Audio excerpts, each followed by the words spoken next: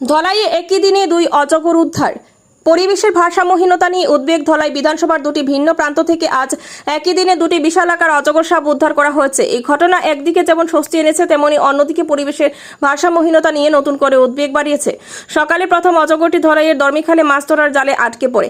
স্থানীয়দের তৎপরতায় সাপটিকে নিরাপদে উদ্ধার করা হয় এবং পরে মনিয়ারখাল বন বিভাগ সেটিকে প্রাকৃতিক পরিবেশে ফিরিয়ে দেওয়ার ব্যবস্থা করে।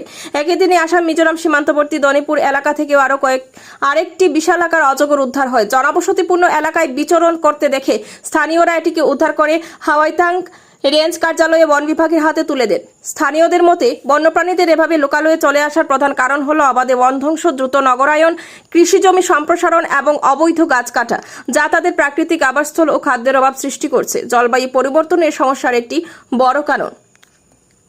এই ঘটনাগুলো মানবজাতি এবং বন্যপ্রাণীর সহাবস্থানের জন্য একটি সুস্থ ও স্থিতিশীল পরিবেশের গুরুত্ব তুলে ধরে। বনাঞ্চল সংরক্ষণ, জলবায়ু পরিবর্তন মোকাবিলা এবং বন্যপ্রাণীদের প্রাকৃতিক বাসস্থান রক্ষায় সম্মিলিত প্রচেষ্টা এখন সময়ের দাবি। নিউজ ডেস্ক রিপোর্ট, শিলচর সংবাদ। তো নমস্কার বন্ধুরা, বর্তমানে ফরেস্ট স্যার এখানে এসেছেন। তো এই সাপটা নিয়ে কোথায় ছাড়বেন আমি স্যারের কাছ থেকে যাবো। স্যার, আপনি এই সাপটা নিয়ে কোথায় নিরাপদ স্থানে ছেড়ে দেবো সাপটাকে। কোথায় নিয়ে ছাড়বেন এটা? Wild life area. আচ্ছা, আপনারা এই এরিয়ার ইয়ে তো মানে ময়নাখাল নান। আচ্ছা আচ্ছা, তো এটা নিয়ে ভুবন পাহাড়ও ছাড়বানি না কোন জায়গায়? ভুবন পাহাড় নানি। আচ্ছা আচ্ছা, তো এটা মোটামুটি এই সাপে যদি খেলোয়াড়ে খাটে ওজা করে কোনো কিছু হইব নি? কিছু হয় না, ওই তো না একটু জখম হইব। আচ্ছা আচ্ছা, তো ঠিক আছে, দেখতে পারা তারা নিয়ে এটা সাপটা নিয়ে বর্তমানে রেস্কিউ করে লিছুন।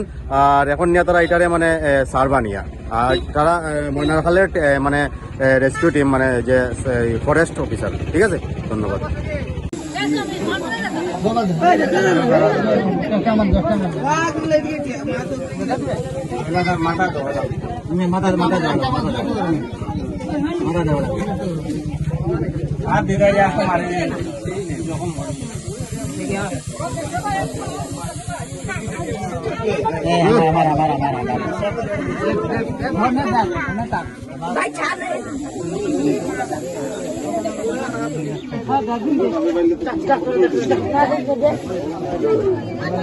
ধর্ম গর্দনাথ বেশি ভালো হবে আমাইয়া হলে হলে না কিটা হলো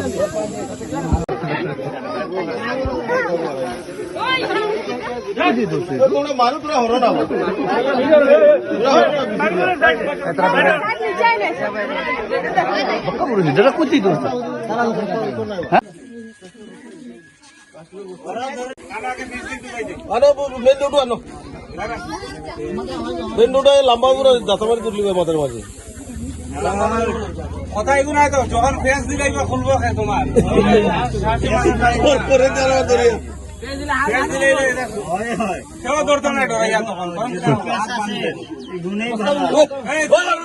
তোমার দিকে খুঁটার কিনা রাখো না, ফেস দিয়ে রাখো না।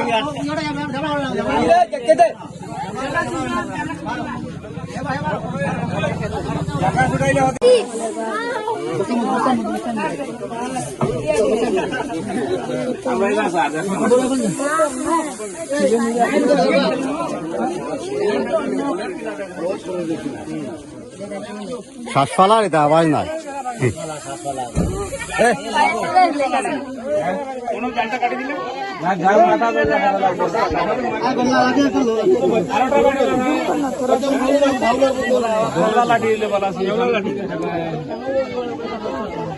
লাঠি লাগছিল